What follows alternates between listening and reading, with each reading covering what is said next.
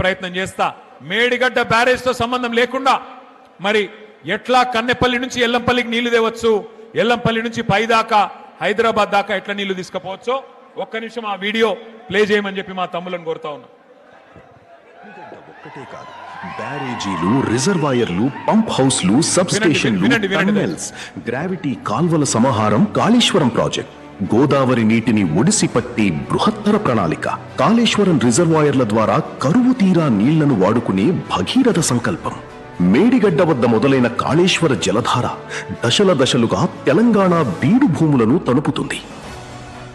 Link 1 కింద 100 మీటర్ల FRL ఉన్న మేడిగడ్డ బ్యారేజీలో 16.17 టీఎంసీల నీటిని నిల్వ చేయొచ్చు.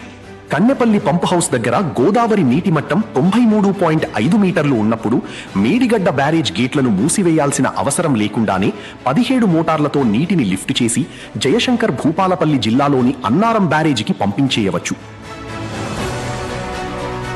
సిడబ్ల్యూసి డేటా ప్రకారం జూలై 20వ తారీఖు 2026 నాటికి కన్నెపల్లి వద్ద ఉన్న నీటి మట్టం 94.8 మీటర్లు.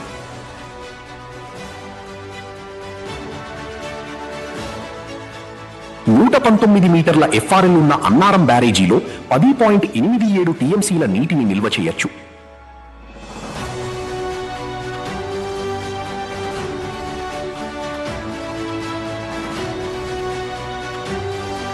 ఇక్కడ నుండి సరస్వతి పంప్ హౌస్ ద్వారా 12 మోటార్లతో ఎత్తిపోసిన నీళ్లు పెద్దపల్లి జిల్లాలోని సుందిళ్ల బ్యారేజీకి చేరుకుంటాయి.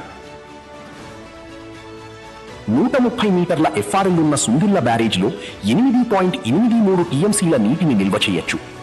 ఇక్కడ నుండి పార్వతీ పంప్ హౌస్ ద్వారా నీళ్లను 14 మోటార్లతో లిఫ్ట్ చేసి 148 మీటర్ల ఎఫ్ఆర్ఎల్ ఉన్న ఎల్లంపల్లి శ్రీపాద సాగర్కు ఎత్తిపోస్తాయి. ఎల్లంపల్లి శ్రీపాద ప్రాజెక్టు నుంచి పంప్ హౌసులు, టన్నెల్స్ మరియు గ్రావిటీ కాలువల ద్వారా వివిధ రిజర్వాయర్లకు నీటిని తరలించి తెలంగాణ రైతాంగానికి సాగునీరు అందిస్తారు. కాళేశ్వరం తెలంగాణ ప్రాణేశ్వరం.